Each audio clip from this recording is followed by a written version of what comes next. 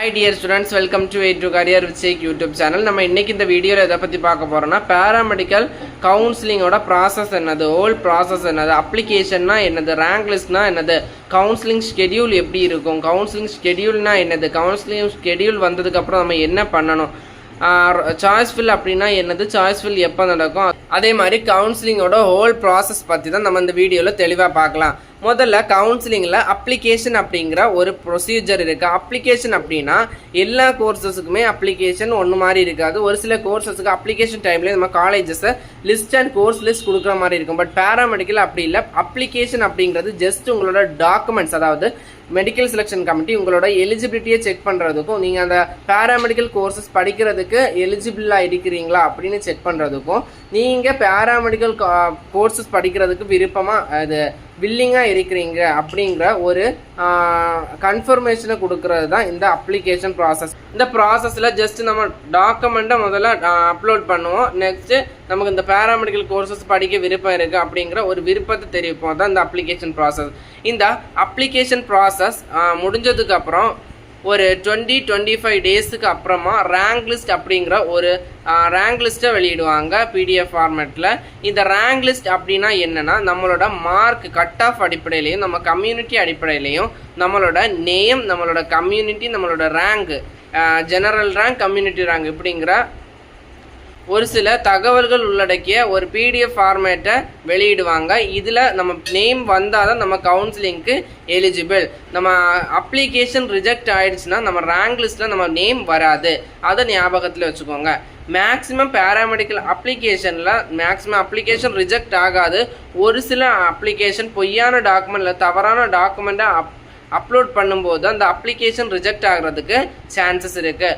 100ல் 0.2% தான் இந்த application reject ஆகிறதுக்கு சான்ஸ் இருக்குது. மேக்ஸிமம் அப்ளிகேஷன் ரிஜெக்ட் ஆகாது. நெக்ஸ்ட்டு பார்த்தீங்கன்னா ரேங்க் லிஸ்ட் வந்ததுக்கப்புறம் கவுன்சிலிங் ஸ்கெட்யூல் விடுவாங்க. அதாவது first round counselling, second round counselling, third round counselling. அப்படி முதல்ல ஃபர்ஸ்ட் ரவுண்ட் கவுன்சிலிங்கான ஸ்கெட்யூல் எப்போ ரிஜிஸ்ட்ரேஷன் பண்ணணும், எப்போ சாய்ஸ் ஃபில் பண்ணணும், எப்போ சாய்ஸ் ஃபில் அண்ட் லாக்கிங் பண்ணணும் அப்படிங்கிற ஒரு விவரம் அடக்கிய ஒரு அட்டவணையை வெளியிடுவாங்க. அதான் கவுன்சிலிங் ஸ்கெட்யூல். இந்த கவுன்சிலிங் ஸ்கெட்யூல் படி தான் நம்ம சாய்ஸ் ஃபில் பண்ணுறது, நமக்கு என்ன கோர்ஸ், என்ன காலேஜ் வேணும் அப்படிங்கிறத மெடிக்கல் செலெக்ஷன் கமிட்டியோட வெப்சைட்டில் ஒரு லிங்க் ஓப்பன் பண்ணுவாங்க. அந்த லிங்கில் நம்ம சப்மிட் பண்ணிடணும். சப்மிட் பண்ணி நம்ம லாக் பண்ணி நம்மளோட சாய்ஸ் லாக் பண்ணினதுக்கப்புறம் நம்ம மொபைலில் ஒரு ஓடிபி வரும். அந்த ஓடிபியை வச்சு நம்ம சாய்ஸ் லாக் பண்ணிடணும்.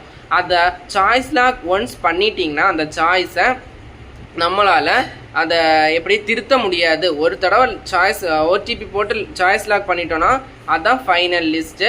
இந்த ஃபைனல் லிஸ்ட்லேருந்து நமக்கான கட் ஆஃப் அடிப்படையிலையும் நம்ம கம்யூனிட்டி அடிப்படையிலையும் நம்மளோட ரிசர்வேஷன் அடிப்படையிலையும் நமக்கு எந்த காலேஜ் எந்த கோர்ஸ் அலாட் ஆகும் அப்படிங்கிறத மெடிக்கல் செலெக்ஷன் கமிட்டி முடிவு பண்ணும். அப்போ நம்ம பேராமெடிக்கல் அப்ளிகேஷனை கவுன்சிலிங்கை பொறுத்த வரைக்கும் டோட்டலாக 3 மேஜர் ஸ்டெப் இருக்குது.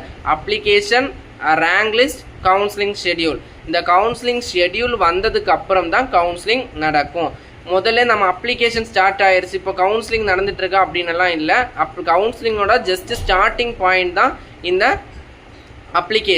அப்ளிகேஷன் ஜஸ்ட் நமக்கு பேராமெடிக்கல் படிக்க விருப்பம் இருக்குது, நான் வில்லிங்காக இருக்கேன் அப்படிங்கிறத மெடிக்கல் செலெக்ஷன் கமிட்டிக்கு தெரிவிக்கிறது, அவ்வளோதான். அந்த அப்ளிகேஷன் டைமில் நமக்கான டாக்குமெண்ட்ஸை கண்டிப்பாக அப்லோட் பண்ணணும். நெக்ஸ்ட் ரேங்க் லிஸ்ட் வரும். ரேங்க் லிஸ்ட்டில் நேம் வந்துச்சுன்னா நீங்கள் கவுன்சிலிங்க்கு எலிஜிபிள். அதுக்கப்புறம் கவுன்சிலிங் ஸ்கெட்யூல் வரும். நெக்ஸ்ட் சாய்ஸ் ஃபில் பண்ணணும். சாய்ஸ் ஃபில் பண்ணி நமக்கான எலிஜிபிள் அண்ட் கட் ஆஃப் நல்ல கட் ஆஃப் இருந்துச்சுன்னா நமக்கு அதுக்கு ஏற்றவாறு கோர்ஸ் அண்ட் காலேஜ் அலாட் ஆகும்.